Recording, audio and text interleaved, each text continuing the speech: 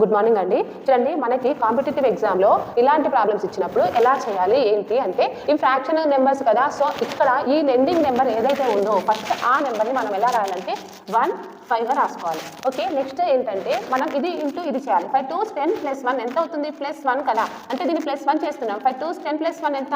11. Next ఏముంది? 3 ఉంది. So 11 3s ఎంత? 33 +5 యాడ్ చేయాలి. సో 33 + 5 ఎంత? 38. నెక్స్ట్ చూడండి, 38కి +11 యాడ్ చేస్తే ఎంత వస్తుంది? 49 వస్తుంది. ఓకేనా? 49 ఇంటూ ఇక్కడ 2 ఉంది కదా, అంటే ఇంటూ 2 చేయాలి. 49 2s ఎంత? 98. 98 + 38 ఎంత అవుతుంది?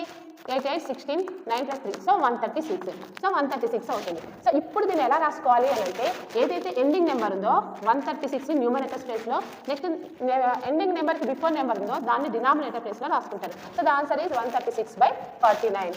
C is the right answer.